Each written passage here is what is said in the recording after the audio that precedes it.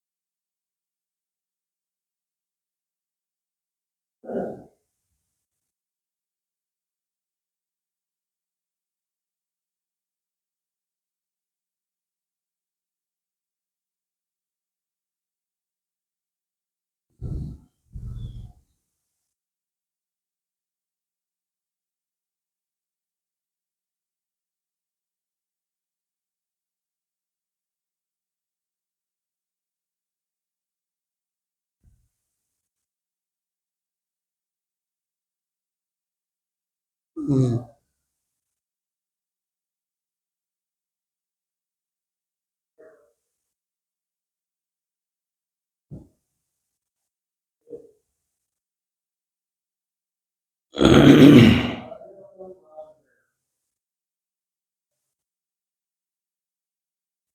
शाम को हमने वीडियो डाला था। वो वीडियो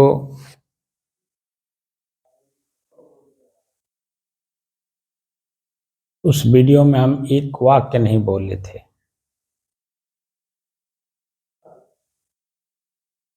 और सीधे सीधे जो स्थिति इस ऊपर के आंख से आपको दिख रही थी,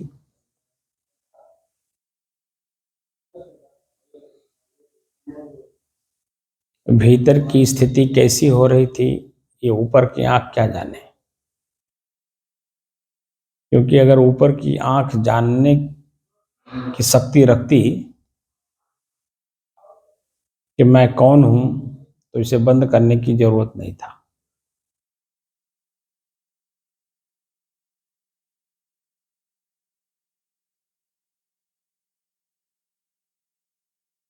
दिनेश सोलंकी जी ने लिखा है, गुरुजी प्रणाम।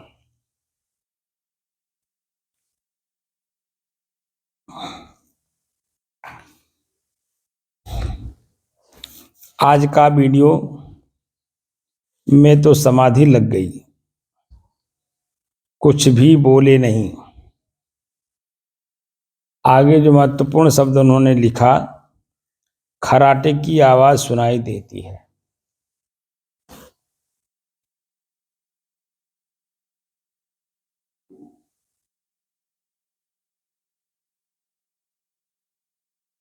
तो तत्वदर्शी महापुरुषों की जो स्थिति होती है, भीतर से बाहर का कोई ज्ञान नहीं रहता है। भीतर की स्थिति कितना मजबूत होता है, मैं कौन हूं की स्थिरता में। इसको हमने आत्मबोध की स्थिति के बारे में जानकारी दी थी।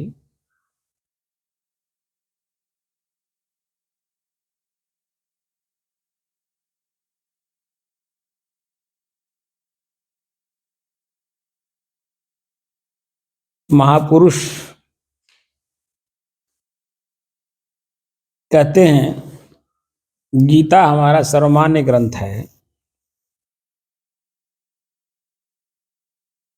18वें अध्याय में बिल्कुल इसी की चर्चा है पूरा। अब ये 18वां अध्याय श्लोक नंबर 51, वैसे पूरा ही ग्रंथ भीतर से ही जानने वाली चीजें हैं, लेकिन जो कल की स्थिति थी उस स्थिति की वर्णन मैं 51 नंबर श्लोक से कर रहा हूं। बुद्ध ज्ञान योग के अनुसार भगवत प्राप्ति का पात्र बनने की विधि जो उसमें दिया गया है। बुद्ध्या विशुद्ध्या युक्तो धृत्यात्मानं नियम्य च शब्दादीन विषयांस त्यक्त्वा राग द्वेषौ विविधश्च विभक्त सेवी लघ्वासी यत्वाक्काय मानसः ध्यान योग परो नित्यम वैराग्यम समुपाश्रितः अहंकारम बलम दर्पम कामम क्रोधम परिग्रहम विमुच्य निर्ममः शांतो ब्रह्म भूयाय कल्पते।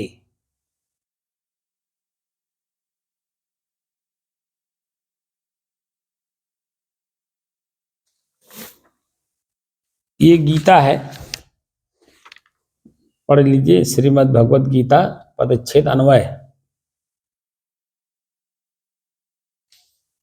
और इसी में 18वां अध्याय 51 श्लोक के बारे में लिखा है कि ज्ञान योग के अनुसार भगवत प्राप्ति का पात्र बनने की विधि। भगवत प्राप्ति क्या हुई?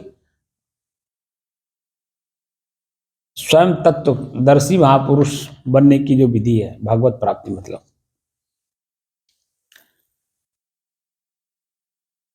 उन्होंने लिखा है कि विशुद्ध्या विशुद्ध बुद्ध्या बुद्धि से युक्त युक्त तथा लघ्वासी हल्का सात्विक और नियमित भोजन करने वाला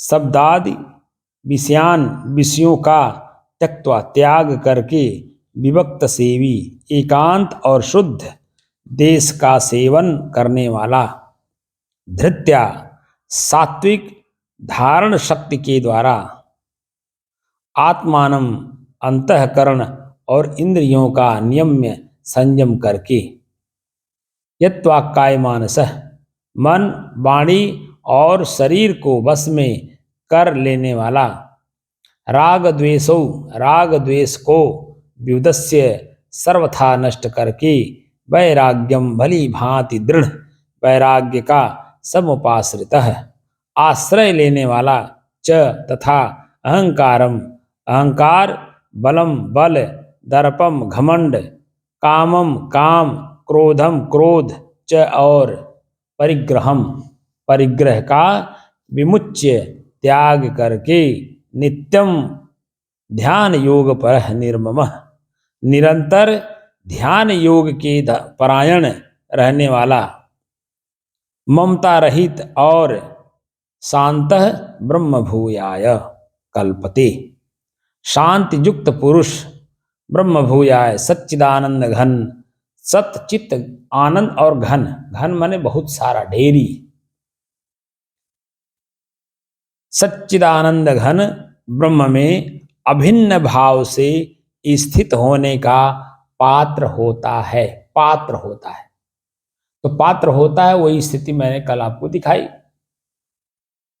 सत चित आनंद और घन तो जो आप हमारी बाहर की नाक बजने वाली स्थिति सुन रहे थे अगर ये नाक मेरा कान सुना होता तो मैं अपने को सुधार कर लेता लेकिन मैंने आपको बताया था कि चेतना भी प्रकृति का गुण है वह है अग्नि तत्व हम अपनी चेतना से तो प्रकृति के चेतना से तो विहीन है हम अपनी स्थिति में स्थित हैं तो वहां प्रकृति की चेतना काम कैसे करेगी और आप जो देख रहे हैं वो शरीर की चेतना में रह करके देख रहे हैं प्रकृति में देख रहे हैं तो हमारी स्थिति को क्या देख रहे हैं ये आंख देख रहा है कि महात्मा जी ध्यान तो नहीं कर रहे हैं वो तो सो रहे हैं खर्राटे ले रहे हैं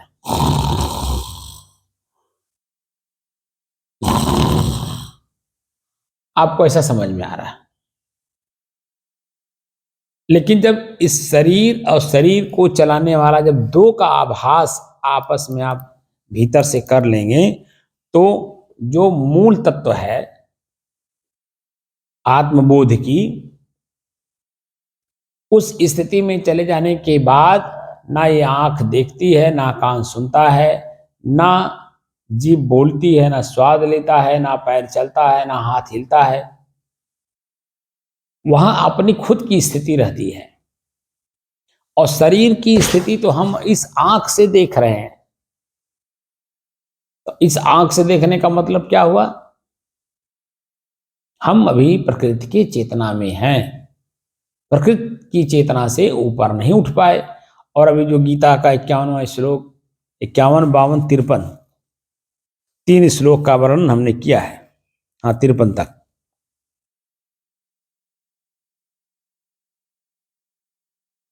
उसके आगे सारे बहुत मतलब पूरा गीता ही उसी के बारे में पूरा विस्तृत जानकारी देती है लेकिन जब हम एक एक शब्दों के बारे में अपने स्थिति को जांचते हैं परखते हैं देखते हैं समझने का प्रयास करते हैं तो वो जो स्थिति आती है हमारी अपनी खुद की 5 तत्व को तो हम समझ लेते हैं क्योंकि 6वां तत्व जागृत है आत्म तत्व आज जब 6वां तत्व जो चेतना है प्रकृति का वो जब अपने आप से अलग होता है मैं स्वयं कौन हूँ को जानने के लिए तो जब वहाँ कोई काम नहीं करते हैं कोई चेतना काम नहीं करती बाहर की क्योंकि तत्व तत्व में मिलते हैं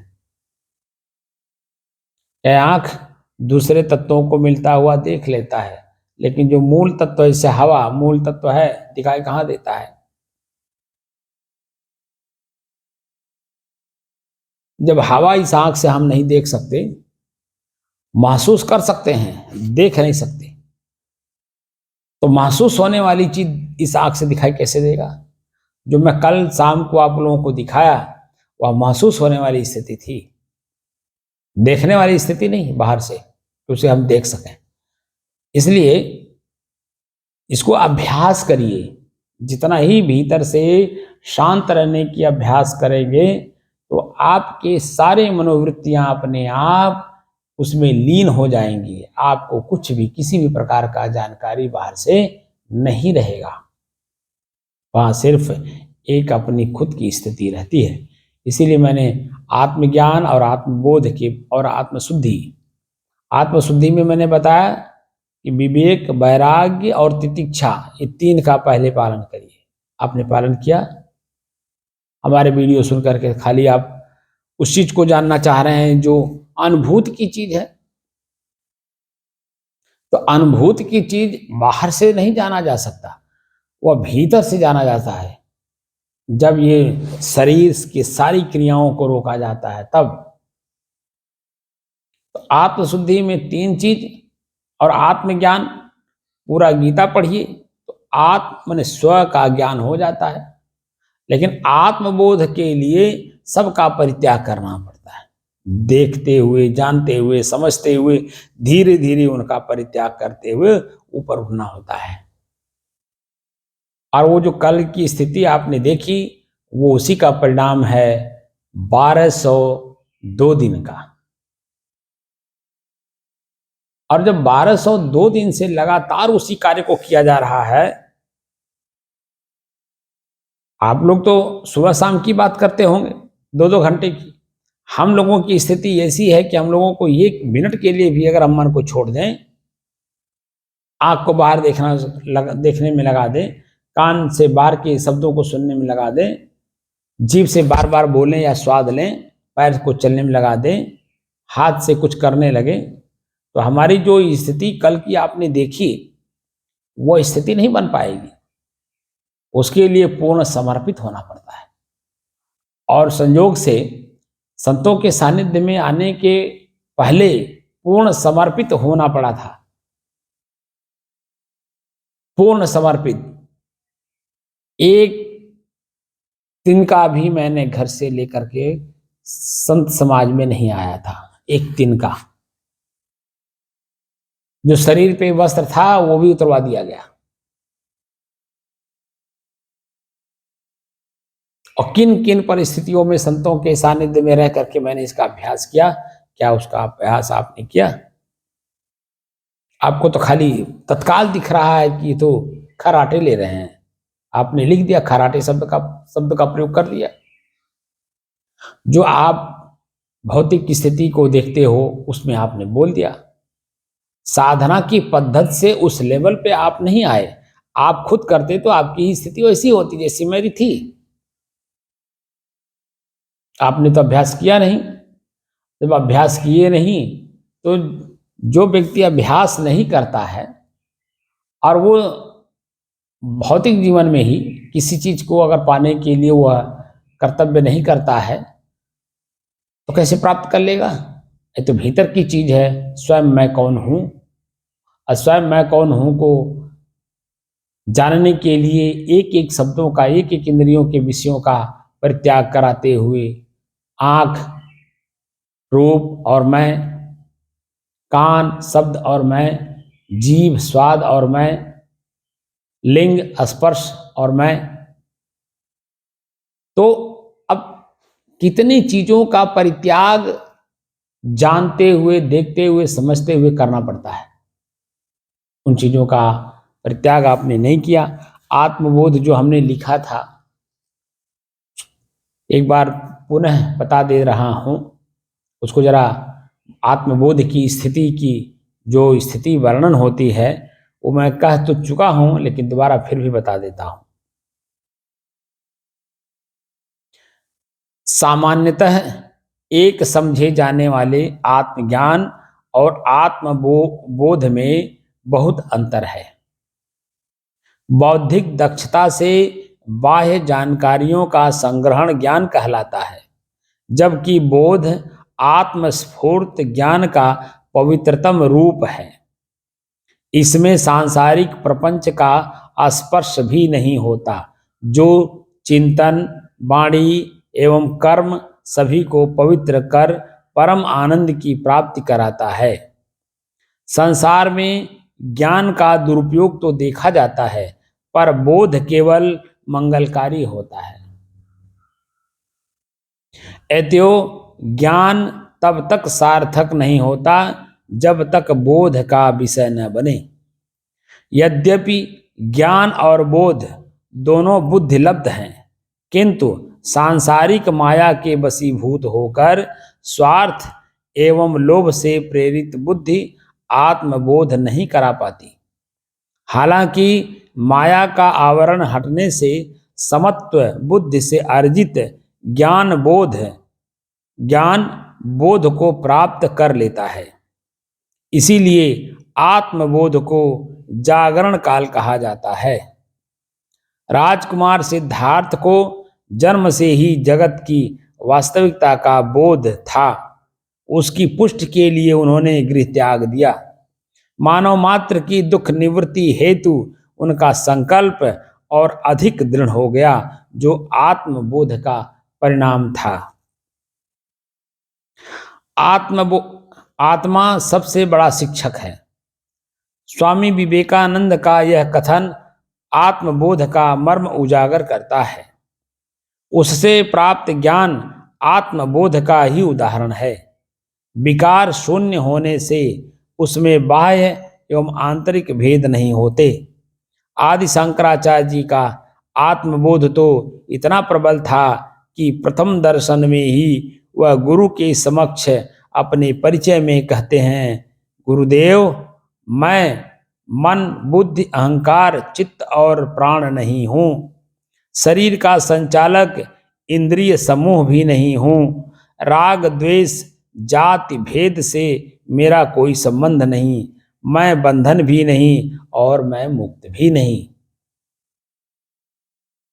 इसलिए इस जग में मेरे माता पिता, बंधु बांधव, गुरु शिष्य कोई नहीं है।